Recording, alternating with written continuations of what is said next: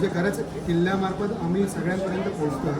किल्ला बनवण्याचा मूळ उद्देश असा आहे की लहान मुलांपर्यंत ती माहिती पोहोचावी, जेणेकरून त्यांना जे आता मोबाईलमध्ये रमलेले हात असतात ते मातीत रमले जातात आणि नकळत शिवसंस्कार त्यांच्यात घडत जातात. बरं, शिवाजी महाराज म्हणजे फक्त युद्ध नाही, तर युद्धाबरोबरच ते विज्ञान, काही अर्थशास्त्र, काही भूगोल या गोष्टींचा पण महाराज किती विचार करायचे हे मुलांना कुठेतरी माहिती असणं गरजेचं होतं.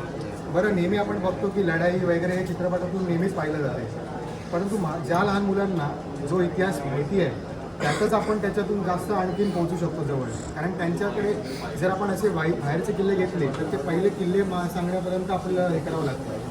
त्यामुळे त्यांना माहिती असलेल्या किल्ल्यापासूनच सुरुवात कुठेतरी करावी, यासाठी आमचा प्रयत्न होता. आता हे आमचं 4थं वर्ष आहे किल्ला बनवण्याचं. तर नीरजा सांगेल आम्ही नीरजा किल्ला हा का बनवला होता. कारण की आम्हाला माहिती होतं छत्रपती शिवाजी महाराजांनी प्रतापगडच्या पायथ्याशी अफजल खानाचा वध केलेला होता आणि आम्हाला अजून सगळं कळायला त्याआधी आम्ही सगळ्या मामांनी सांगितलं की हा तुम्ही प्रतापगड. Very good. स्पंदनच्या आधी मी सांगतो की हा किल्ला बनवला करा, पण हा किल्ला बनवताना काय काय लागलं तर याची माहिती आम्हाला स्वानंदी देईल. नमस्कार, मी स्वानंदी खारकर. मी तुम्हाला सांगणार आहे की आम्ही हा किल्ला कसा बनवला. तर आम्ही हा किल्ला बनवण्यासाठी आधी एक मोठी लाकडाची फळी घेतली. त्याच्यावर आम्ही मोठ्या दादांच्या मदतीने किल्ल्याचा नकाशा उतरवला आणि तो कोरल्यानंतर आम्ही गणपतीची शाडू माती वापरून एकावर एक थर लावले आणि आम्ही किल्ला तयार केला. हा किल्ला तयार करताना इथे सगळे जे आहेत त्यांनी सगळे होते आणि आम्ही कौलंसुद्धा वापरली, जी तुटलेली वगैरे कौलं होती तीसुद्धा आम्ही वापरली किल्ला बनवण्यासाठी. आणि आम्ही घट्ट माती म्हणूनच हे सगळा किल्ला उभा केला. त्याच्यानंतर ही किल्ल्याची तटबंदी आणि त्या सगळ्या वास्तू आहेत ह्या सगळ्या आम्ही त्याच मातीने बनवल्या आहेत, शाडू मातीने. अगदी तोफा, सगळ्या वास्तू, सगळं काही घट्ट म्हणून मी उतारवून घेतलेलं आहे किल्ल्यावर. आणि जसं दादा जेव्हा किल्ल्यावर गेलेला तेव्हा त्याच्या गाईड्सने दादाला सांगितलं की हा किल्ला जर वरून बघितला तर त्याचा आकार फुलपाखरासारखा दिसतो आणि आम्ही तो फुलपाखराचा आकार देण्याचा सुद्धा प्रयत्न केला आहे. आणि हे बघा वरती तुम्हाला दिसतच असेल तर आम्ही हा शामियाना पण बनवला आहे. ह्या सगळ्या अगदी मजल्यावरच्या काकींच्या साड्याच घेऊन आम्ही दादांच्या मदतीने हा शामियाना बनवला आहे, जेणेकरून लहान मुलांना आम्हाला ह्याच्यात अजून रस येईल आणि आम्ही ह्याच्यात अजून लक्ष देऊ. धन्यवाद. माझ्या पुढची माहिती स्पंदन सांगेल. नमस्कार, माझं नाव स्पंदन स्नेहदुल. यावर्षी आम्ही प्रतापगड बनवला आहे. प्रतापगडाच्या खालती अफजल खानाचं वध झाले. तुम्हाला हे भवानी मातेचं मंदिर दिसत आहे आणि इकडे तुम्हाला केदारेश्वर मंदिर दिसत आहे. केदारेश्वर भवानी मातेचं मंदिर महाराजांना इकडे बांधत होतं. खोदकाम करताना तिकडे केदारेश्वरचं मंदिर सापडलं म्हणून त्याला केदारेश्वरचं मंदिर नाव दिलं गेलं. भवानी मातेचा पुढे भवानी तलाव आहे. भवानी तलाव का त्याचं नाव दिलं कारण का तिकडे देवीचं पूजा करताना वगैरे ते सापडलं राहतं. हनुमान गदा घेतात, हनुमान मंदिर. एक गदा घेताना, आशीर्वाद देताना, एक छाती फाडताना तुम्हाला असे हनुमान दिसते. आता मी तुम्हाला सांगितलं केदारेश्वरचं मंदिर इकडे. आता आहे राजवाडा. तेव्हा महाराज इकडे यायचे तेव्हा इकडे राजवाड्याच्या इकडे राहायचे. तुम्हाला काय काय वस्तू इकडे दिसणार आहेत जसं तो तटबंदी, मंदिर, घर, जंगल असे तुम्हाला काय काय दिसणार आहे. थँक्यू. आता तुम्हाला पुढे सोमदादा माहिती सांगणार आहे. नमस्कार, माझं नाव सोम सावंत. मी तुम्हाला या किल्ल्यावर फिरवून आणणार आहे व किल्ल्याची वास्तूंची माहिती व किल्ल्याचा कारभार कसा चालायचा त्याची माहिती देणार आहे. किल्ल्यावर पोहोचताच तुम्हाला महादरवाजा पाहायला मिळेल. महादरवाजा हा गोमुखी पद्धतीचा आहे व 2 बुरुजांच्या मध्ये हा लपला गेलेला आहे. जर तुम्ही खालून बघाल त्या दरवाजाला बघाल तर तुम्हाला तो दरवाजा दिसणार नाही, कारण तो गोमुखी पद्धतीचा आहे. जर तुम्ही जवळ आलात तरच तुम्हाला तो दरवाजा पाहायला मिळेल. व दरवाजे इथे 2 बुरुजसुद्धा आहेत. जर शत्रू कोणी दरवाजाच्या इथे पोहोचला तर या बुरुजावरनं त्याच्यावर गरम तेलाचा वार केला जातो. तर शत्रू तिथेच मारले जायचे. महादरवाजाच्या आत सैनिकांना उभं राहण्यासाठी जागासुद्धा आहे व पहारा देण्यासाठी जागा आहे. आणि महादरवाजाच्या पुढे गेल्यास तुम्हाला महाद्वार माची दिसायला येते. महाद्वार माची म्हणजे सपाट जागा. कुठच्याही किल्ल्यावर जी सपाट जागा असते त्याला माची असे नाव दिलेले असते. त्या महाद्वार माचीच्या पुढे टेहनी बुरुज आहे. टेहनी बुरुजाला अफजल्ला बुरुजसुद्धा म्हणतात व असे म्हणतात की टेहनी बुरुजावरचा भगवा झेंडा नेहमी फडकतो. टेहनी बुरुजापासून पुढे गेल्यास तुम्हाला नगरखाना दिसेल. नगरखान्याचा जो मुख्य दरवाजा आहे तो आता बंद आहे. जर तुम्हाला किल्ला पाहायला जायचं असेल तर तुम्हाला नगरखान्याच्या बाजूच्या दरवाज्यातनं तुम्हाला भवानी मातेच्या मंदिराकडे जायला भेटते. भवानी मातेचं मंदिर अफजल खानाचा वध झाल्यानंतर 2 वर्षांनी बांधलं गेले. भवानी मातेच्या मंदिर खरं तर शिवाजी महाराजांना भवानी मातेचं मंदिर केदारेश्वर मंदिरच्या इथे बनवायचे होते. पण खोदकाम करताना केदारेश्वर मंदिरच्या इथे शिवलिंग सापडल्यामुळे शिवाजी महाराजांनी भवानी मातेचं मंदिर इथे बांधले. भवानी मातेच्या मंदिरात 8 हाताची भवानीची मूर्ती आहे. तुळजापूरची तुळजाभवानीची मूर्ती होती ती शिवाजी महाराजांची कुलदेवता होती. तशीच मूर्ती त्यांनी भवानी मातेच्या मंदिरात आणून ठेवली आहे. आणि भवानी मातेच्या मंदिराच्या इथे शिवलिंगसुद्धा आहे जिथे रोज महाराज रोज त्याची पूजा करायचे. आणि भवानी मातेच्या मंदिरात तलवारसुद्धा आहे जी की हंबीरावांची होती. त्याच्यावर 6 टिपकेसुद्धा आहेत. भवानी मातेच्या मंदिराच्या पुढे गेल्यावर तुम्हाला कोठार मिळेल. असे म्हणतात की कोठारात दारूमुळे साचले जायचे. पण बाजूलाच भवानी मातेचं मंदिर असल्यामुळे तिथे शिवाजी महाराज दारू न ठेवता तिथे अन्नाचे साठे ठेवत असतील असे म्हटले आहे. पुढे भवानी तलाव आहे. भवानी तलाव का नाव आहे याचे? कारण ते भवानी मातेच्या पूजासाठी व हे पाणी भवानी मातेच्या मंदिरासाठी वापरले जायचे. पुढे आणि हा भवानी तलाव दक्षिण बुरुजाकडे येतो. दक्षिण बुरुजाला तिलकती बांधण्याचा बुरुजसुद्धा आहे. जर खालून जर वार होत असला तर तो पहिला चिलकती बुरुजाला लागेल व आपल्या सैन्यांना व मावळ्यांना सावध व्हायचा वेळ भेटेल. चिलकती बुरुजापासून येताच तुम्हाला रहाट तलाव मिळेल. रहाट तलावाचे जे दगडी होते ते महाराजांनी या तटबंध बनवण्यासाठी वापरले आहेत व आता त्या दगडे काढून तो तलाव आता खूप मोठा झालेला आहे. रहाट तलावाच्या पुढे सूर्यबुरुज आहे. इथे पूर्व जागा असल्यामुळे त्याचे नाव सूर्यबुरुज आहे. व आता आपण किल्ल्यावरचा किल्ला बाले किल्ल्याकडे वळूया. बाले किल्ल्याकडे जातानाच आपल्याला हनुमानाचे मंदिर भेटते. हनुमानाच्या मंदिरात 2 प्रकारचे मूर्ती असतात. एक असते हातात गदा घेतलेली ज्याला वीर मारुती असे म्हटले जाते. आणि एक असते जे हात जोडलेले असते त्याला दास मारुती म्हणतात. पण ह्या हनुमानच्या मंदिरात अभय मारुती अशी मूर्ती आहे. अभय मारुती मूर्ती लोकांना प्रार्थना देते. बाले किल्ल्याकडे वळाल्यास बाले किल्ल्याच्या प्रवेशद्वाराकडे 2 बुरुज पाहायला मिळेल. प्रवेशद्वाराच्या वर श्रीराम असे 3 शब्दसुद्धा लिहिलेले आहेत. प्रवेशद्वाराकडनं प्रवेश केल्यास तुम्हाला केदारेश्वर मंदिर पाहायला मिळते. जसे की मगाशी मी म्हटले की किल्ल्याची सुरुवात रेडका बुरुजापासून किल्ल्याची बांधणी रेडका बुरुजापासून सुरू झाली व इथे शिवलिंग सापडल्यामुळे शिवाजी महाराजांनी इथे केदारेश्वर मंदिर बनवले. केदारेश्वर मंदिराच्या पाठीच राजसदर आहे. राजसदर म्हणजे जिथे न्यायनिवाडा होतो न्यायालय. त्याच्या पुढे राजवाडा आहे. जेव्हा पण शिवाजी महाराज इथे यायचे तेव्हा ते राजवाड्यात राहायचे. तर राजवाड्याच्या पुढे रेडका बुरुज आहे. आणि रेडका बुरुजाच्या पुढेच गेलात तर गोडे तलाव आहेत. गोडे तलावातले पाणी पिण्यासाठी व इतर काही कामासाठी वापरले जायचे. गोडे तलावाच्या पुढे नासके तलाव आहे. नासके तलावाच्या पुढे यशवंत बुरुज आहे. यशवंत बुरुजाला 3 तिहेरी तटबंध आहेत. कारण या जागी अशी दाट शक्यता आहे की वार व्हायची दाट शक्यता आहे व हल्ला व्हायची दाट शक्यता असल्यामुळे त्याला तिहेरी तटबंध बांधले गेलेले आहेत. व किल्ल्यावर किल्लेदारांना राहण्यासाठी जागासुद्धा आहे, घरंसुद्धा आहेत. इकडे किल्ल्याच्या खाली काही मेटसुद्धा असतात जे की जर लांबून कोण सैन्य येत असेल तर ते अर्ध्यातच किल्ल्यावर माहिती पोहोचवतात.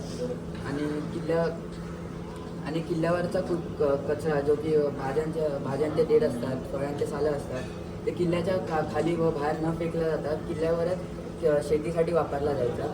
आणि शिवाजी महाराजांना जिथे पाण्याचा साठा असतो तोच किल्ला त्यांना जास्ती म्हणजे हवा असतो. कारण जर समजा शत्रूने वेढा घातला तर तो जर तलाव असतील तर तो किल्ला जास्त वेळ लढवत राहू शकतो व तसेच अन्नाचा साठा सुद्धा असेल तर तो किल्ला जास्त वेळ लढवू शकतो. आता या पुढची माहिती तुम्हाला कैवल्य सांगेल. नमस्कार, माझं नाव कैवल्य मोरवेकर. आता तुम्ही किल्ला तर फिरला आहात, तर मी आता इतिहास सांगेल किल्ल्यावरचा.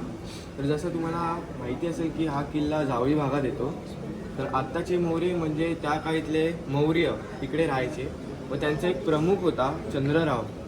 तर चंद्रराव हे फक्त एक किताब आहे, त्यांना असं किताब आहे. तर शिवाजी महाराजांना ही जावळी त्यांच्या स्वराज्यात पाहिजे होती, म्हणजे खूप चांगलं हे होतं जावळीचं. तर त्यांनी चंद्ररावांना पत्र लिहिले की तुम्ही आदिलशाहीची चाकरी सोडा आणि स्वराज्याची चाकरी करा, स्वराज्यात सामील व्हा आणि रयतेची सेवा करा. तर चंद्ररावांनी त्यांना उर्मट उत्तर दिले की तुम्ही काल राजे झाले आहात, आम्ही तर आधीपासून राजे आहोत, आमचा राजा तर महाबळेश्वर आहे. आणि त्या पत्रात त्यांनी असं लिहिलं आहे की येता जावळी जाता गवळी गवळी येता जावळीत जाता गोवली, म्हणजे तुम्ही जावळीत या तर त्या ह्याच्यात गोले जाल तुम्ही असं. पण तरी पण परत एकदा छत्रपती शिवाजी महाराजांनी अजून एक पत्र लिहून स्वराज्याकडे वळवण्याचा प्रयत्न केला. पण तरी पण त्यांनी असं लिहिलं की उलटच उत्तर दिलं की जर तुम्ही स्वतःला राजे समजतात तर उद्याच्या जागी आजच जावळी त्या दारू गोळा तयारच आहे अशी धमकी दिली. पण शिवाजी महाराजांनी प्रयत्न केले पण तरी पण ते जावळी म्हणजे समोर हे करून येतच नव्हती. मग त्यांनी जावळीवर युद्ध म्हणजे अटॅक करण्याचा हे केला व ते जिंकले पण जावळी. तर शिवाजी महाराजांचा नजर एका डोंगरावर गेली, तो भोरप्याचा डोंगर असं होता. व त्यांनी मोरोपंत पिंगळे यांना किल्ला बांधण्याची जबाबदारी दिली व त्यांनी 2 वर्षात हा किल्ला बांधून पण झाला. व हे सगळं ऐकल्यावरच आदिलशाही बडी बेगमला एकदम तिकडे आदिलशाहीमध्ये नाराजी झाली की छत्रपती शिवाजी महाराज सगळं म्हणजे आता त्यांच्या हातात जावळीसुद्धा आली, म्हणजे सगळं त्यांच्या हातात कारभार जात आहे हळूहळू. मग तिकडे त्यांचं एकदम नाराजी झाल्यावर तिकडे असं विडा ठरवण्याचं हे केलं की कोण आणेल शिवाजी महाराजांना हरवून असं पायशी. मग तिकडे एक सरदार उठला, तोच सरदार ज्याचं नाव ऐकल्यावर सगळेच घाबरायचे. सगळे मोठे सरदार त्याच्या हाताखाली असायचे आणि खूप घाबरायचे. एवढी उंच त्याची खूप हाईट होती. व हे सगळं झाल्यानंतर त्यांनी त्या सरदारांनी शिवाजी महाराजांच्या वडिलांना शहाजी राजांना कैदसुद्धा केलेलं व त्यांच्या मोठ्या भावाला संभाजी महाराजांना दगा देऊन मारलेला. मी तोच सरदार बोलतोय, तो अफजल खान त्याचं नाव आहे. त्याच्या पुढची माहिती शिवस्त सांगेल. नमस्कार, माझं नाव श्रीवास्तव हरीश श्रीवास्तव. तर महाराजांनी हा किल्ला का निवडला ह्याच्यामागे खूप मोठं कारण आहे, जे की हा असा एक किल्ला आहे जो चारी बाजूनी घनदाट जंगलाने घेरला गेलेला आहे. त्यावेळी एक रणनीती असायची जे गनिमी कावा. ती रणनीती महाराजांनी अनेक वर्षांपासून चालवत आणलेली.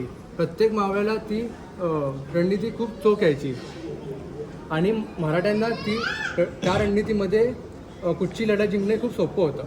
तशीच एक दुसरी रणनीती होती जी श्रीकृष्णांनी आपल्या आयुष्यात वापरलेली. जेव्हा त्यांनी त्यांच्या मामा कंसाला मारलेलं, त्यांचा जो सासरा होता जरासंध, त्यांनी ठरवलेलं की मला श्रीकृष्णाचा बदला घ्यायचाच आहे. पण श्रीकृष्णाचा असा विचार होता की आपण जिथे राहतो ते वाचलं पाहिजे, आपलं घर वाचलं पाहिजे, जरी आपण मेलो तरी चालेल. म्हणून मध्य लढाईमध्ये त्यांनी डायरेक्ट पळ काढला, ते पण जरासंधासमोर, आणि जरासंध त्यांच्या मागे गेला पण त्यांचं घर वाचलं, त्यांचं ते गाव वाचलं. तसंच 10 नोव्हेंबर 1659 वेळी महाराजांनी व त्यांच्या काही सहकारी वकिलांनी प्रतापगडावर अफजल खानला आणायचंच होतं. अफजल खानने अनेक वर्षांपासून मंदिरं तोडणं, माणसांना मारणं ह्या गोष्टी करतच आलेल्या, कारण त्यांना शिवाजी महाराजांच्या खुल्लं मैदानावर आणायचं होतं आणि त्यांना मारायचं होतं. तसंच 10 नोव्हेंबरच्या दिवशी महाराजांनी कसंही करून अफजल खानला प्रतापगडावर आणलं. एका तंबूमध्ये त्यांची भेट ठरली गेली. ही भेट ही शस्त्रांसकट होती. अफजल खानने आपल्यासमोर सगळं सैन्य आणलेलं, शस्त्रही आणलेले, पण त्यांचा एक वकील बोलला की ही भेट फक्त 4 किंवा 5 माणसांमध्येच व्हायला पाहिजे. मग आणि तसंच जेव्हा त्यांनी अफजल खानने असं ऐकलं, त्यांनी आपलं अर्धसैन्य परत पाठवलं आणि स्वतःसोबत फक्त आपली 4-5 माणसं ठेवली आणि त्यांच्यासोबत एक त्यांचा सैनिक सय्यद बंडाचं खरं नाव म्हणजे बडा सय्यद होतं. त्यांची भेट एका तंबूमध्ये ठरली गेलेली. काही त्यांचं बोलणं झालं. तसंच अफजल खान जेव्हा त्यांना मिठी मारली, मिठी मारल्यावर त्यांनी त्यांच्या हाताला त्यांना दबोचलं आणि दबोचल्यावर त्यांनी त्यांच्या पाठीवर 4 वार केले त्यांच्या कट्याराने. पण त्यांना कळालं की शिवाजी महाराज आपल्या अंगावर चिलखत घालून आले आहेत आणि तोपर्यंत खूप उशीर झालेला, कारण महाराजांनी आपल्या हातावर वाघनखं लपवून आणलेली. ती त्याच क्षणात त्यांनी त्यांच्या कुशीत खोपसली. त्यांनी त्यांचा जो दोर होता तो सुटला गेला. दोर सुटल्यामुळे ह्याचा फायदा घेऊन महाराजांनी आपली कट्यार काढली आणि तिचं पोट फाडून टाकलं. फाडून टाकल्यामुळे त्याला खूप दुखापत झाली, ज्याने तो जोराने ओरडला की दगा दगा. हे 2 शब्द त्यांच्या बाहेर असलेल्या सैनिकाच्या कानावर पडले आणि तो सय्यद बंडा लगेच त्याची तलवार काढून महाराजांना मारायला आला आणि ते लक्ष जिजामाताचं लक्ष गेलं. ज्याने पटकन आपला दानपट्टा काढला आणि त्याचा हात कापून टाकला आणि इथे आपल्याला कळतं की होता जिवा म्हणून वाचला शिवा. तशी ती लढाई पुढे चालत गेली. गडाच्या पायथ्याशी अफजल खानाचा मृत्यू झाला आणि ही एक अशी घटना या प्रतापगडात घडलेली जी आपल्या प्रत्येक मराठ्याच्या कायम आयुष्यात राहील. तर याच्यातले काही मुद्दे होते जे आपल्या मुलांनी आता खूप चांगल्या पद्धतीने सांगितले. तर प्रतापगड आणि प्रतापगडाच्या पाठीशी आणखीन पण खूप मोठा इतिहास आहे जो म्हणजे हे घडलं, पण ही एक घटना एक काही छोटीशी घटना नव्हती. ही घटना घडल्यानंतर मराठ्यांना स्वतःवरती एक असा विश्वास निर्माण झाला की कितीही भले मोठी संकट येऊ दे तर आम्ही त्याचा सामना करायला तयारच होतो. मूळतः याची सुरुवात झाली होती ती जावळीपासून, की शिवाजी महाराजांना जावळी स्वराज्यात हवीच होती. औरंगजेब आणि आदिलशाह यांच्यामध्ये तह झाला होता. तहानुसार दख्खनचा बराचसा भाग हा आदिलशाहीकडे गेला होता. त्यामुळे कुठेतरी शहाजहानच्या मनात सुद्धा अस्वस्थता निर्माण होती आणि त्याने औरंगजेबाला तिथे ठेवलं होतं. परंतु काही काळासाठी ज्यावेळी शहाजहान आजारी पडला होता त्यावेळी दिल्लीचा तख्ता स्वतःला मिळावे म्हणून औरंगजेब इथून तिथे गेला होता. त्यावेळी शिवाजी महाराजांनी आदिलशहाच्या सर्व मुलकांवरती हल्ले तर केलेच होते, परंतु त्यांनी असा एक गनिमी कावा केला होता की सगळी पत्र पाठवली होती औरंगजेबाला आणि त्यांनी सांगितलं होतं की आम्ही तुमच्या मुलगाचं रक्षण करत आहोत. तर कुठेतरी दोन्ही ठिकाणी शिवाजी महाराजांनी खूप चांगली पद्धत आरंभली होती. तर ह्याच्या पाठीमागे सांगताना एक राजगडावर एक खलिता गेला होता आणि त्या राजगडाच्या खलितावर लिहिलं होतं की जावळीचा चंद्रराव मोरा खस्ता झाला, हातागाईच्या लढाईत खासा हनुमंतराव याचा पाडाव संभाजी कोंढाळकर यांनी केला, शर्तीचे युद्ध झाले आणि रत्न गवसले मुरारबाजी देशपांडा, राजगडी येताच तुमचे पायी पेश करू. म्हणजे शिवाजी महाराजांनी हा जो खलिता पाठवला होता यामागे असं कारण होतं की चंद्रराव, जसं आपल्याला मगाशी कैवल्याने सांगितलं, तर आपण युनायटेड स्टेट्स ऑफ अमेरिका बोलतोच, पण तसंच युनायटेड स्टेट्स ऑफ जावळी, जिथे असे 6 प्रदेश मिळून एक जावळीचा प्रांत तयार झाला होता. बरं, हे जावळीचे मोरे म्हणजे कोण? तर पूर्वीचे मौर्य. आप्पा परत ज्यावेळी त्यांच्या इतिहासात माहिती देतात त्यावेळी त्यांनी असा उल्लेख केला आहे की सम्राट अशोकाने ज्यावेळी बौद्ध धर्म स्वीकारला त्यावेळी हे मौर्य नाराज झाले आणि ते आले त्या दंडाराजपुरीजवळ आले. बरं, दंडाराजपुरीजवळ त्यांचं नाविक बल पण तेवढंच होतं, परंतु सततच्या आक्रमणाला कंटाळून ते पाठी जावळीकडे आले आणि जावळीकडे त्यांनी त्यांचं वर्चस्व प्रस्थापित केलं. बरं, जावळी हा प्रदेशच असा आहे की एखाद्या वेळी अस्वलाच्या केसातील ऊस सापडेल, परंतु जावळीच्या जंगलात हरवलेला हत्ती सापडणार नाही. यावरून आपल्याला कळते की याचा किती मोठा हे असेल. तर शिवाजी महाराजांनी चंद्रराव होण्यासाठी मदत केली होती यशवंतरावाला आणि तो मात्र स्वराज्याच्या अनेक कामांमध्ये ढवळाढवळ करू लागला होता. तर शिवाजी महाराजांनी त्यांना पत्र लिहिले की तुम्ही स्वतःच राजे समजता, पण राजे तर आम्ही आहोत. शिवशंभूंनी आम्हालाच राज्य दिले, तर तुम्ही आमची चाकरी करा आणि आमच्याकडे स्वराज्यात सामील व्हा. आदिलशाहीची चाकरी सोडा. परंतु त्यास उर्मड उत्तर चंद्रराव मोरेंनी दिलं आणि त्यांनी सांगितलं की तुम्ही मुस्तफाच राजे बनवता, तुम्ही तर काल राजे झालात, आम्ही तर आज आहोत आणि आमचा राजा महाबळेश्वर. अर्थात मांडलिकत्व आदिलशाहीचं असल्यामुळे जावळीच्या चंद्रराव मोरेला थोडंसं पाठबळ होतं आणि त्याचाच कुठेतरी गैरफायदा घेऊन त्यांनी उर्मड उत्तरं देण्यास सुरुवात केली होती.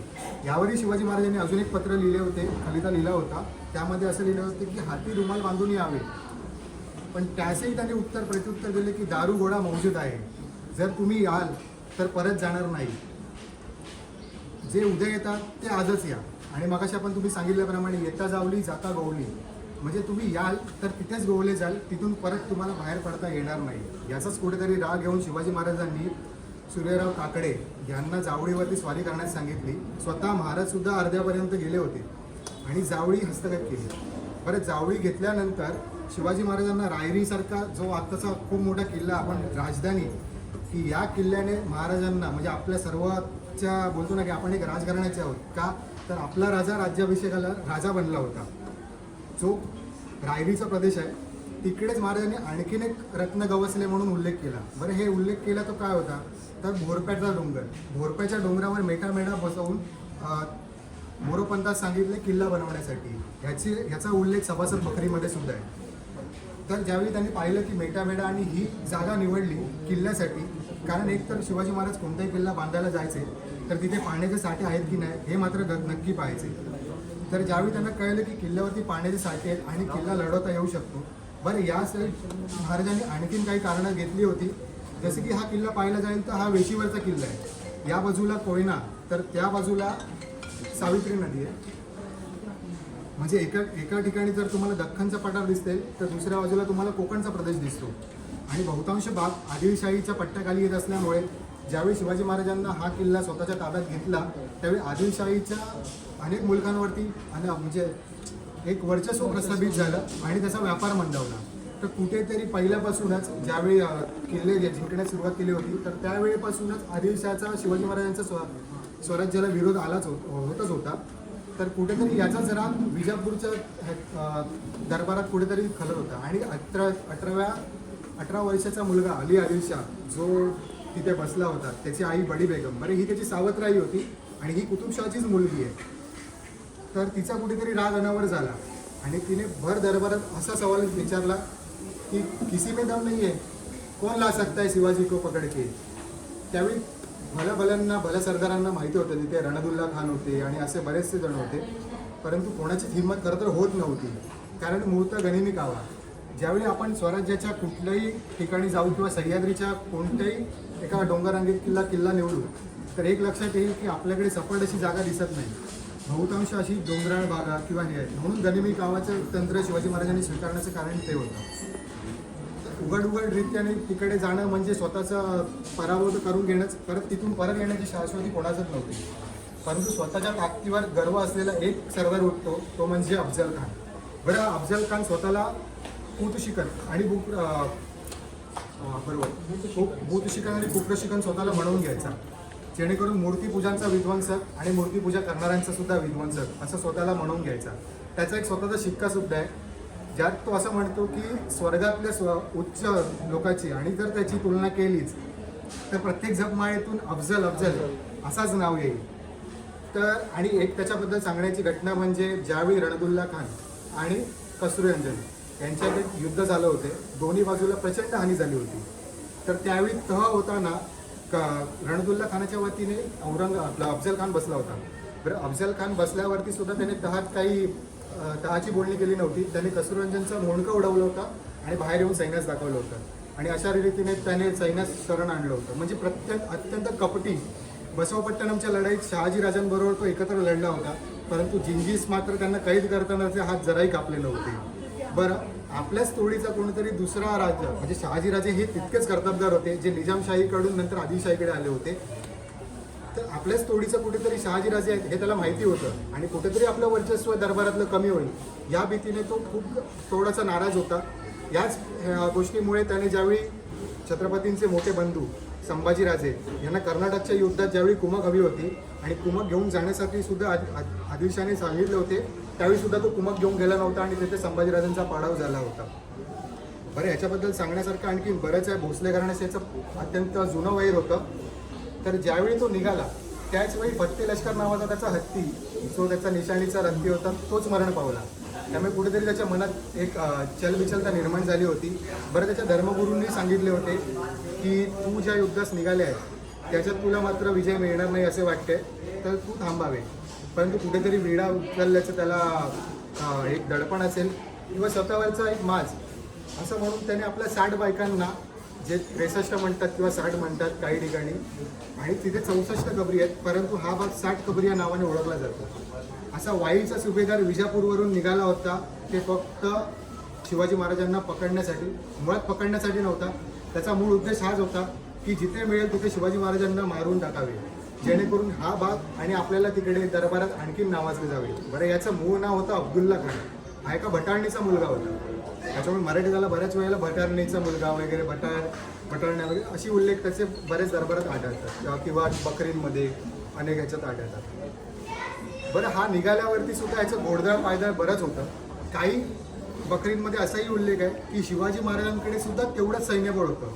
कदाचित उघड मैदानावरती जरी ही लढाई झालीच असती तरी कदाचित कुठे ना कुठे शिवाजी महाराज सुद्धा ह्याला उजवे ठरले असते. परंतु आपल्या मावळ्यांचं नुकसान टाळण्यासाठी शिवाजी महाराजांनी गनिमी काव्याचा कायम वापर केला. कारण मुळात नुकसान न होता समाजास आणि रयतेस कोणताही त्रास न देता आपण हा किल्ला निवडला जो वेशीवरचा आहे, त्यामुळे मूळ रयत बाजूला राहते आणि युद्ध जर झालंच तर एखाद्या बाहेरच्या ठिकाणी होईल, म्हणून त्याने हा किल्ला निवडला. ज्यावेळी अफजल खान येतो आहे हे बहिर्जी नाईक आणि बाकीच्या गुप्तहेरांकडून ज्यावेळी महाराजांना समजलं त्यावेळी महाराज प्रतापगडाकडे येण्यासाठी निघाले होते. अर्थात सईबाई सुद्धा आजारीच होत्या. त्यावेळी आपल्या घरादाराची काहीही चिंता न करता महाराज प्रतापगडाशी आले. प्रतापगडाशी येण्यासाठी महाराजांनी यावर म्हणजे हा किल्ला बांधतानाच जर एखादं मोठं संकट आलंच तर एखाद्या वेळी तिजोरीसाठी आणि अशा अनेक गोष्टींसाठी प्रतापगडाचा उपयोग होऊ शकतो हे महाराजांनी त्याच वेळी जाणलं होतं. बरं, अफजल खान आला तो सरळ काही महाराज जिथे आहेत तिथे आला नव्हता. तर त्यांनी जाऊन सोलापुरात त्रास दिला तुळजाभवानीला. ते सोलापुराच्या मंदिरासमोरच त्याने गाय कापली आणि आपण म्हणतो की देवीच्या मूर्तीला त्याने अपाय केला. परंतु हे खरं नाही आहे. कारण हे आपल्याला पुढे जाऊन समजेल की कारण शिवाजी महाराजांनी 2 वर्षानंतर अफजल खान मृत्यूनंतर 2 वर्षानंतर ज्यावेळी भवानी देवीची स्थापना केली त्यावेळी तुळजापूरला जाऊन जशीच्या तशी मूर्ती मला इथे पाहिजे आहे असं सांगितलं होतं. त्यामुळे कळते की मूळ मूर्ती ही लपवण्यात आली होती. त्यानंतर पंढरपुरात गेले तिथे सुद्धा तसंच घडलं होतं आणि अनेक रयतेला त्रास दिला. त्याच्यामुळे शिवाजी महाराज बाहेर येतील आणि आपण सहज पराभव करू या गुरवीत अफजल खान होता. परंतु यावेळी शिवाजी महाराजांचे 3 वकील होते, पण तिन्ही वकिलांना न सांगता त्यांनी गोपीनाथ बोकील यांची निवड केली. गोपीनाथ बोकील यांनी त्यांना खानाकडे पाठवलं आणि खानास असं प्रवृत्त केलं की शिवाजी महाराज तर घाबरले आहेत, आता ते काही अंतरुण सोडत नाही आहेत. तुम्ही येतात म्हटल्यावरती अगदी श्रीलंकेतील राजे घाबरतात, तर महाराज तर काय, आमचं स्वराज्य ते किती. बरं, तुम्ही जावळीच या, जावळीच तो किल्ला तुम्ही पाहिला नाही आहे, पण आता काय तह झाल्यावरती तर तुमचंच सगळं होणार आहे, तर तुम्हाच या. बरं, तुमच्याबरोबर जे आहेत मराठ्यांमधले काही सरदार होते यांना तर तो जावळीचा भाग माहिती आहे, बरं ते आले तर तुम्हाला आणखीन बरं होईल असं म्हणून शिवाजी महाराज म्हणजे गोपीनाथ बोकील यांनी त्यांची मनधरणी केली आणि एक सशस्त्र भेट ठरवण्यात आली. तो दिवस होता 10 नोव्हेंबर 1659चा सप्तमीचा दिवस होता. शिवाजी महाराजांनी आणखीन एक भौगोलिक गोष्टीचा फायदा घेत असं केलं होतं की प्रत्येक 15 फुटांवरती त्यांनी एक वळण ठेवलं होतं, जेणेकरून हत्ती आणि घोड्यांवरती येताना बराच अपाय होईल. आणि तेच झाले नेमके. म्हणजे खानाच्या सैन्याचं अर्धा मनोबल हे तिथून येईपर्यंत खच्चीकरण झालं होतं आणि उरलेले त्याच्यात 102 आहे. कारण हत्ती घोडे यांचं सुद्धा अतोनात नुकसान झालं होतं, कारण महाराजांनी त्याचा भौगोलिक फायदा सुद्धा घेतला होता. एक प्रतापराव गुजरांच्या पुस्तकात एका माणसाचा उल्लेख आहे की त्याने ह्या कामगिरीत सुद्धा मोलाची कामगिरी बजावली होती की त्याने झाडं ही अशा पद्धतीने कापून ठेवली होती की बघणाऱ्याच वाटेल ही झाडं जशी जशी उभी आहे, परंतु ज्यावेळी सैन्याला अडकाठी करायची होती त्यावेळी नुसता धक्का दिला तरी ती झाडं कोसळतील आणि वाटा सगळ्या बंद होतील. तर अशा पद्धतीने त्यांनी सगळं सैन्य एका ठिकाणी दडवून ठेवलं होतं. बरं, खानास सुद्धा त्यांनी अशा प्रकारे बोलवलं होतं की त्याची जी सैन्यबळ आहे ते अर्ध्या ठिकाणी विभागलं जाईल. मूळ 4 भागांमध्ये त्याचं सैन्य विभागलं गेलं होतं. तेच तुम्हाला सांगतो. रणतोंडीच्या घाटावरती निकोजी पालकर स्वतः उभे होते आणि त्यांनी शिवाजी महाराज नेतोजी पालकरांनी त्यांना उभं केलं होतं शिवाजी महाराजांनी, जेणेकरून खानाचं सैन्य ज्यावेळी तिकडे येईल त्यावेळी त्याचा पाडाव करण्याची जबाबदारी ही नेतोजी पालकरांवरती होती. बरं, बंदूकधारी, कारण खान असा कपटी माणूस होता की तो नियम धुडकावूनच लावत होता. सशस्त्र भेट 10 अंगरक्षक आणि 4 मानकरी किंवा 2 मानकरी घेऊन आतमध्ये जायचं होतं ही त्यांनी ऐकलं होतं. परंतु तरीही त्याने 10 जे बंदूकधारी होते त्यांना आपल्याबरोबर घेतलं होतं. गोपीनाथ बोकील यांनी तीच संधी साधली आणि एकाच मूळ सैन्यापासून त्यांना वेगळं करून अगदी मधोमध उभं केलं जिथे बाकीचे काही मावळे उभे होते. अर्थात हा दुसरा भाग झाला, दुसरा टप्पा झाला की जिथे त्याचं सैन्य विभागलं गेलं होतं. त्यानंतर तिसरा टप्पा असा होता की शामियानेचा बाहेर मूळ अंगरक्षक 10 हे बाहेर विभागले गेले आणि चौथे होते ते आतमध्ये जिथे हेजीप असा उल्लेख होतो तो वकील.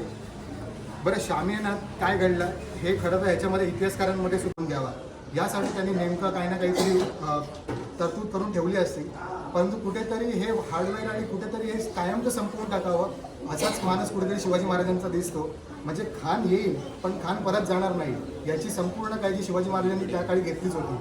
बरं, त्यांनी आपल्या मावळ्यांना सुद्धा सांगितलं होतं की माझे काही झाले तरी तो पुढचा कारभार आहे तो तुम्ही सांभाळून घ्या. आई जिजाऊंकडे विचारून तुम्ही पुढचं सगळं सांभाळून घ्या. म्हणजे त्यावेळी एखाद्याही सैन्य पाठी जाणार नाही याची पूर्ण काळजी घेतली होती. शामीला आतमध्ये जायच्या आधी त्यांनी सय्यद बंडाला दूर करायला मात्र विसरले नाही. कारण सय्यद बंडा आतमध्ये होता तोपर्यंत शिवाजी महाराजांना वाटत होतं की कुठेतरी कारण ही शस्त्रसंधीची भेट होती. गोपीनाथ बोकील यांनी पुन्हा सांगितल्यामुळे अफजल खानाचा आवेग आणखीन वाढला होता की जसं की महाराज आपल्याला खूपच घाबरत आहेत आणि आज आपण सहज त्यांना हरवू, मात देऊ, अशाच पद्धतीने तो आतमध्ये बसला होता. महाराज आतमध्ये गेल्यावरती त्याने अर्थात ही जी भेट आहे किंवा इथे ज्यावेळी महाराज एखाद्यावरती प्रसंग येतो त्यावेळी ती जवळून भेट होणं खरं म्हणजे गरजेचं आहे. त्यासाठी कोणी कोणाच बोलवलं हे मात्र गरजेचं नाही आहे, पण ही भेट जवळून झाली होती एवढं निश्चित. आलिंगन देत आपण म्हणतो, आलिंगन देत असताना खानाने त्यांचा दगा केला आणि जो वार आहे तो अंगारखा त्यांना माहिती होता, त्यामुळे त्यांनी जिरेटोपापासून सुरुवात केली होती. जिरेटोपापासून सुरुवात केल्यामुळे त्याचा ते वरून जो वार होता तो कुठेतरी चुकला गेला आणि तो खाली अंगारक्यावर आला. अंगारक्याचा मात्र आवाज झाल्यामुळे तो थोडासा हे झाला होता, पण त्याने आपली पकड ढिली केली नव्हती होती. शिवाजी महाराजांनी वाघनखं मात्र घुसवली ती त्याची पकड सैल करण्यासाठी. कारण एखाद्या वेळी आपण जर म्हणतो की एखाद्या भल्या मोठ्या माणसाने ज्यावेळी पकडलं, कारण महाराजांनी त्याचा अभ्यास हा आधीपासून केला होता. गेले 1.5 वर्ष ते काही माणसं त्यांनी त्याच्यासाठी ठेवली होती की त्याचं वजन किती, त्याचं चालणं बोलणं कसं, त्याची उंची किती, यासाठी माणसांनी खास माणसं ठेवली होती. तर कुठेतरी या भेटीसाठी त्यांना त्याचा फायदा झाला असेल आणि त्यांनी वाघनखं घुसवली, त्याच्यामुळे त्याची पकड ढिली झाली. आणि आपण म्हणतो की त्याचा कोथळा बाहेर घेण्यासाठी त्यांनी आपल्या हातातली छोटी कट्यार त्याच्या पोटात घुसवली आणि ती फाडत नेली, जेणेकरून खानाची आतडी बाहेर आली आणि वेदनेने तो कळवळत बाहेर गेला. अर्थात या दगा ओरडण्यामुळे जो सय्यद बंडा होता तो आत धावून आला आणि त्याने पहिला वार केला तो जिरेटोपावर शिवाजी महाराजांचा, जी खूण महाराजांच्या कायम भुवईवरती दिसते. त्यानंतर दुसरा वार करणार इतक्या जीवामा आला, ज्याची निवड महाराजांनी का केली होती तर त्याला पहिल्यापासून महाराज ओळखत आले होते की जो असा गुडघ्यावरती रांगत जातो आणि वरती नारळ फेकून वरच्यावर नारळ उडवतो, हे तर कसं त्यांनी पाहिलं होतं.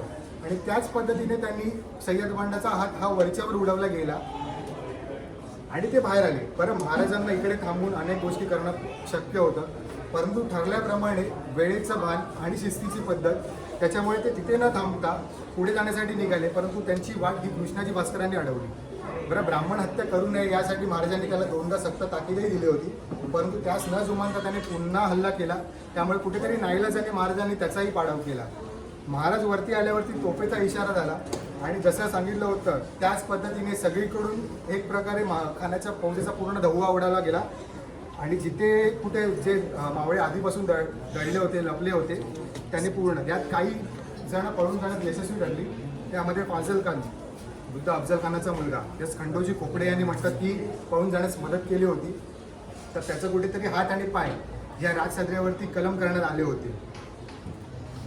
तर अशा प्रकारे हे युद्ध झालं. याच्यानंतर एकदा राजाराम महाराज सुद्धा जिंजीस जाण्यासाठी या किल्ल्याचा वापर केला होता. बरे, हा काळ काही काळ मुघलांकडे सुद्धा होता, परंतु पेशवाईच्या काळात काही जणांनी म्हणजे जास्त वेळ न जाता त्यांनी तो जिंकूनही घेतला होता. बरं, 1818 मराठा इंग्रज ज्यावेळी युद्ध झालं होतं तर हा इंग्रजांच्या ताब्यात गेला होता आणि आपण म्हणतो की प्रतापराव यांना त्यांनी नंतर त्याची कारभार स्वीकारायला दिला, जो आजतागायत भोसले घराण्याकडे. म्हणून ह्या किल्ल्याचे आजपर्यंत मालकी हक्क हे साताऱ्याच्या गादीकडे आहे. तर अशा प्रकारे हा किल्ला होता. भवानी देवीचं मंदिर हे अफजल खानाच्या वध झाला त्यावेळी नव्हतं. हे ललित पंचमीचा दिवस बघून मोरोपंत पेशव्यांच्या हस्ते त्यांनी या मंदिरात मूर्तीपूजा तिथे स्थापन केली, अष्टभुजा असणारी. आणि जी तुळजापूरची मूर्ती आहे तशीच्या तशी त्यांनी मूर्ती इथे स्थापन केली. बरं, इथे स्फटिकाचं शिवलिंग सुद्धा आहे जे महाराजांच्या नित्यपूजेतलं आहे. खरं तर जसं लहान मुलांनी माहिती दिली तसं त्यांना तिथे स्थापन करायचं होतं, परंतु तिथे शिवलिंग सापडलं आणि खूप मोठा एक शुभशकून तिथे घडला, तर महाराजांनी तिथे स्थापन केलं. बरं, किल्ल्याला दरवाजा सोडून 7 चोर दरवाजे आहेत आणि महाराजांचा असा माणूस होता की कोणतीही रसद किंवा कुठलीही गोष्ट असेल तर ती चोर दरवाजाने कधीच आणू नये वरती. ती आणावी ती नेमकी दिंडी दरवाजाने. चोर म्हणजे मुख्य दरवाजाच्या बाजूला एक दिंडी दरवाजा असो, तोच उघडला जावा, जेणेकरून चोर दरवाजाची वाट ही कायम लपवण्यात येईल. यातली एक चोरवाट इकडे आहे, जी टेहळणी बुरुज. इथे अफजल खानाचं बुरुज अफजल बुरुज असं नाव म्हणतात. ते असे की संभाजी कवजीने ज्यावेळी त्याचं शिर धडं वेगळं केलं त्यावेळी आपण ऐकतो की ते शिर आपण राजगडावरती पाठवलं, एका कोनाड्यात बसवलं, त्याच्यावरती दिवाबत्तीची सुरुवात केली. आज तुम्ही अख्खा राजगड फिरून या, तुम्हाला असा कोनाडा कुठेही सापडणार नाही. आणि जर शिवाजी महाराजांचं घराणं आपण बघितलंच तर ते अशा क्रूर गोष्टींसाठी पण ओळखलं जात नव्हतं. म्हणजे जिथे रामाच्या पावलांवरती पाऊल आपण ठेवतो तिथेच त्यांनी कुठेतरी असं पाऊल ठेवलं होतं. म्हणजे त्यांनीच शामियाना जिथे मारलं होतं तिथेच त्यांनी दर्गा शरीफ, जी आता नावाने ओळखलं ते जनीचा टेंबा, येस, तर तिथेच त्यांनी खानाचं शरीर दफन केलं आणि तिथे दिवाबत्तीची सोय करून दिली होती. म्हणजे यावरून कुठेतरी कळते की शिवाजी महाराजांनी हे असं क्रूरपणाला कधी प्रोत्साहन दिलं नव्हतं. खरं तर जिजाऊंनी सुद्धा प्रोत्साहन केलं नव्हतं. एखादा शत्रू जर मेला तर आपलं त्याच्याबरोबरचं असणारं वैरसुद्धा संपलं. तर संभाजी कवजींनी इथे दडवण्याची शक्यता दाट आहे, कारण या बुरुजाला त्यानंतर अफजल बुरुज नाव पडलं. तर कदाचित या बुरुजाच्या खाली त्याचं शिर असण्याची शक्यता आहे. कुठेतरी आपण जर या किल्ल्यावर गेलो तर या भगव्या झेंड्याला वरती पाहताना आपल्याला एक गोष्ट म्हणजे कधी यापुढे गेलो तर नक्की आठवेल की कुठेतरी संभाजी कवजींनी याचं शिर या खालीच दडवलं असेल. तर अशा प्रकारे मी तुम्हाला किल्ल्याचा इतिहास सांगितलेला आहे. हा किल्ला बनवण्यासाठी जवळपास 1 महिना आम्हाला लागला होता, कारण 250 ते 300 किलोची माती आम्ही ह्यासाठी वापरलेली आहे. संपूर्ण किल्ला बनवण्यासाठी कमीत कमी 350-400 किलोची माती लागली आहे, कारण ही मळ्यातली आमच्या माती आहे. जो पाठीमागे आमचा मळा आहे त्यातली बाजूची काळी माती आहे. ही गणपतीच्या शाडू मातीने आम्ही हा पूर्णतः किल्ला बनवलेला आहे. बरं, हा किल्ला बनवल्यानंतर सुद्धा आम्ही त्याचं विघटनही त्याच पद्धतीने नैसर्गिकरित्याच करतो. बरं, या सगळ्या गोष्टी ज्या आम्ही वापरलेल्या आहेत त्या पुन्हा रियूज होण्यासाठी आहेत. त्याच्यामुळे यातली कुठलीच गोष्ट आम्ही फेकून देणार नाही आहोत, त्याचं पूर्णतः विघटन करणार आहोत. त्यातल्या बऱ्याच गोष्टी आम्ही पुढच्या काळासाठी काही वापरण्यात देणार आहोत. तर अशा प्रकारे या किल्ल्याचं आम्ही तुम्हाला एक सादरीकरण केलं आहे छोटंसं. धन्यवाद. जय शिवराय. जय शिवराय. किल्ल्याला प्रत्यक्ष मुलांनी आणि दगा केला खानाचा अभिमान मानायला, खानाचा अभिमान मानायला. कट्यारीचा वार त्याने केला, कट्यारीचा वार त्याने केला. कर आवाज झाला, कर आवाज झाला. चिलखत होते अंगाला, चिलखत होते अंगाला. खानाचा वास गेला आणि एडबडला. इतक्या दशरथ महाराजांनी पोटामध्ये बीजवाडा केलेला, पोटामध्ये बीजवाडा केलेला. वाघानं खानचा मारा केला, वाघानं खानचा मारा केला.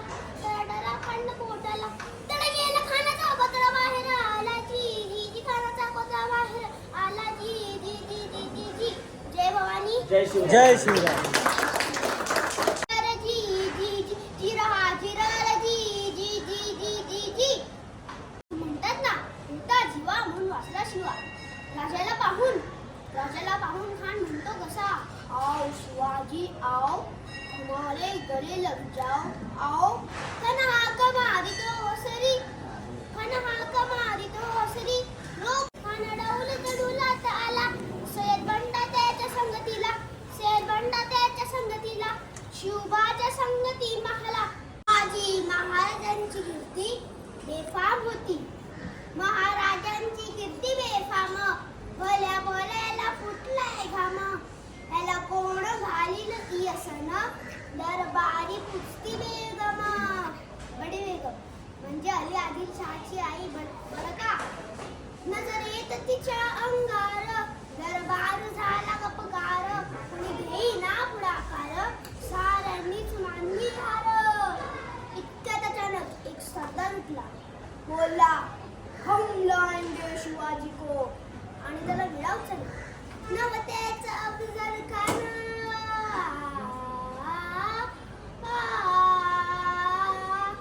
नवत्याचा अफजल खान इथं जागता जणू सैतान. त्यानं बोलला छाती ठोकून, शिवबाला टाकतो चिरडून. मरहबा सुभानअल्लाह, कौतिक झालं दरबारात. खान निघाला मोठ्या गुरमीत. घोडदळ पायदळ फौज फाटाले ही बक्कळ. अंगी 10 हातींचं बळ, पाहणारा थापी चळचळ. भेटलेल्या छिद्दीत ठेचीत अशी खानची सेना निघाली. गावं लुटली, देवळं उद्ध्वस्त केली. आया बहिणींची आबरू लुटली. कोण रोखणार हे वादळ? आता शिवबाचं काय खरं. तिकडे निजाम, तिकडे मुघल, पलीकडे इंग्रज. तो हेच बोलू लागला. राजाची सेना मुठभर, खानाला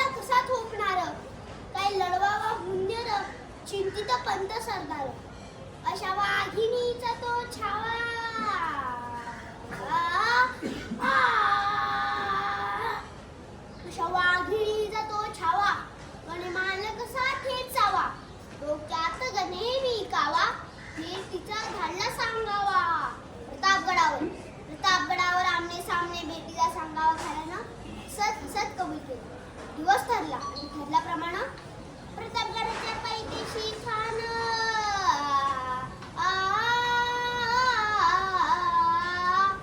प्रतापगडाच्या पायथ्याशी खान ओ प्रतापगडाच्या पायथ्याशी खान प्रतापगडाच्या पायथ्याशी खान आला बेगुमान नाही नसाल शिवाजी राजाच्या करामतीची त्यास नाही जाणीव शक्तीची करील काही कल्पना व्यक्तीची हा जी जी जी जी जी करील काही कल्पना